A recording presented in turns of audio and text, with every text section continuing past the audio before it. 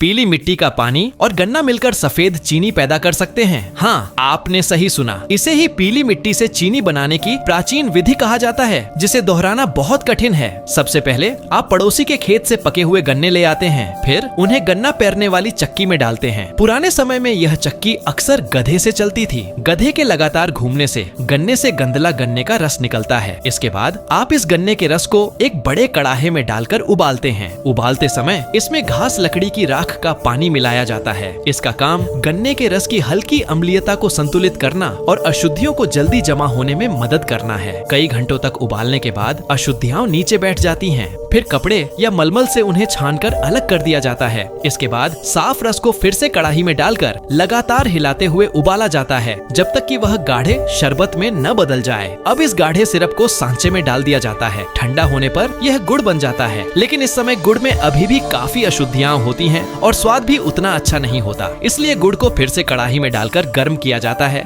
ताकि वह दोबारा सिरप बन जाए। इसी दौरान आप पड़ोसी से उच्च फास्फोरस वाली मिट्टी ले आते हैं। इस मिट्टी में मौजूद मोंटामोरिलोनाइट नामक खनिज रंग और अशुद्धियों को सोखने की क्षमता रखता है। इसे साफ पानी में एक निश्चित अनुपात में मिलाकर कुछ समय के लिए छोड़ दिया जाता है। फिर ऊपर की साफ परत को अलग करके रख लिया जाता है। इसके बाद आप नीचे छोटे छेद वाले मिट्टी के बर्तन लेते हैं। उसके छेद को पहले भूसे से बंद कर देते हैं। फिर गर्म किया हुआ चीनी का सिरप उस बर्तन में डाल दिया जाता है। कुछ घंटों बाद वह फिर से जमकर चीनी का ठोस ढेला बन जाता है। अब उस पर तैयार की हुई मिट्टी पानी की परत धीरे धीरे डाली या छिड़की जाती है, ताकि उसका ऊपरी हिस्सा हमेशा नम बना रहे। गुरुत्वाकर्षण के प्रभाव से अशुद्धियों और रंग को सोखने वाला पीली मिट्टी का पानी नीचे की ओर बहने लगता है और छोटे छेद से बाहर निकल जाता है। इस तरह धीरे धीरे रंग और अशुद्धियां हट जाती हैं। 7 गुना 7 यानी 49 दिनों के इंतजार के बाद ऊपर की परत सफेद चीनी बन जाती है और नीचे की परत लाल चीनी रहती है। अंत में सफेद चीनी के टुकड़ों को पत्थर की ओखली में डालकर